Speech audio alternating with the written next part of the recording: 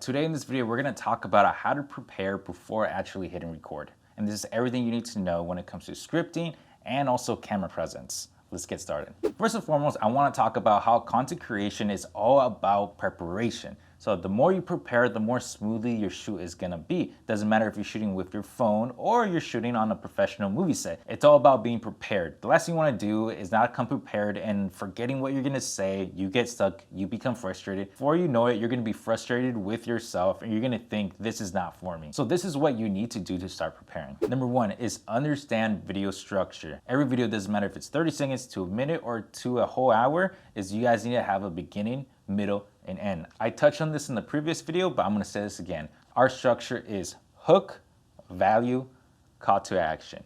Hook is the first sentence you say in your video to gravitate the audience to see the whole video. It's to hook them in, right? It's in the word hook. So in order to have a strong hook, it needs to build curiosity, it needs to be big, loud, and dramatic. Do you guys want to learn how to make millions of dollars in just 2 months? See, that's a hook. It makes people curious to see the whole thing. Next is value. Value is the whole meat of the video. This is where you guys are going to give out valuable information. Either educate them about this or that, tips, personal stories, whatever it is. But the pro tip here is to make it simple. Don't be too much of an expert in your videos. Don't use industry jargon that only you understand, but not your audience. Remember, your audience is your clients. Your clients don't need to understand every single aspect of what you do. They just want to hear about the things they need to know. So make it simple. Lastly is call to action. This is where you invite them to work with you. Either visit your website, DM you, or connect with you. But whatever you do, don't sound salesy. Don't try to close right off the back. Just invite them to work with you. Don't sell. So once you understand video structure in your head and you got it down, you know what it is and you know what to do, now it's time to start scripting. So lucky for you guys, here at Scaling Content, we give you over hundreds of hooks that you guys could use. So all you have to do is worry about the value and the call to action. The best way to prepare is to actually write down what you're gonna say. Don't try to come up with it out of thin air when you're hitting record, because again, you're gonna get stuck, you're gonna talk, you're gonna freeze, and then before you know it, you're frustrated with yourself and thinking you can't do this anymore.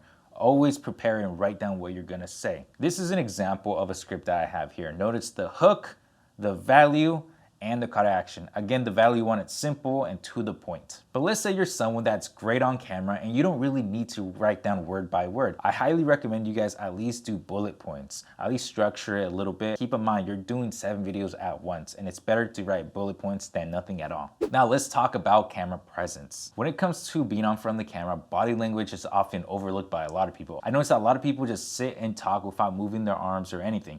The key here is to talk with your hands. And here's 3 tips on doing so. Number one is that I notice that a lot of people talk with their palms down, especially when you try to be salesy. They just talk like this and all that stuff.